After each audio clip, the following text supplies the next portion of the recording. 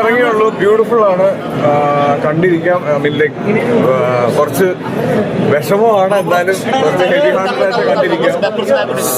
Beautiful ആണ്. എനിക്ക് എടുത്തു പറയുന്നത് സുഷിന്റെ മ്യൂസിക്കിനെ പറ്റിയിട്ടാണ്. നമ്മൾ ബാക്കി എല്ലാം എനിക്ക് അറിയായിരുന്നു. ജിതുവിന്റെ മേക്കിംഗ് ആണെങ്കിലും ഇതിന്റെ ജിതുവിന്റെ സ്ക്രിപ്റ്റിനെ പറ്റിയിട്ടൊക്കെ എനിക്കൊരു ധാരണ ഉണ്ടായിരുന്നു. ഞാൻ മ്യൂസിക്കിൽ ഇത് ആദ്യമായിട്ടാണ് ഇത്രയും കാണുന്നത്. പക്ഷേ ഈ സിനിമ നിങ്ങൾ തിയേറ്ററിൽ തന്നെ വന്ന് കാണണം.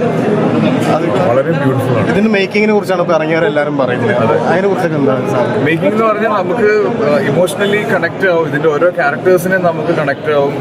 ജിതുവിന്റെ അറിയാലോ, ഇതിന് മുന്നേ ഉള്ള ജിതുവിന്റെ സിനിമകളിലെല്ലാം ജാനേമൻ മുതലുള്ള സിനിമകൾ കാണുമ്പോൾ നമുക്കറിയാം ഇതിനെല്ലാം നമുക്ക് ഇമോഷണലി കണക്ട് ആവുന്നതാണ് ജിതുവിന്റെ ക്യാരക്ടേഴ്സ് എല്ലാം. അപ്പൊ ഇതിലെ എടുത്തു പറയേണ്ടത് ശരിക്കും ഗണു ഇതിന് വേണ്ടിയിട്ട് നടത്തിയ കാസ്റ്റിങ്ങിനെ പറ്റിയിട്ടാണ്. ഈ സിനിമയിലെ ഓരോ ക്യാരക്ടേഴ്സും ഈ എന്താ പറയാ, നമുക്ക് കാണുമ്പോൾ അവരെല്ലാവരും റിയൽ ആണെന്ന് തന്നെ ഫീൽ ചെയ്യുന്ന രീതിയിലാണ് ഇതിന്റെ കാസ്റ്റിംഗ് ചെയ്തിരിക്കുന്നത്.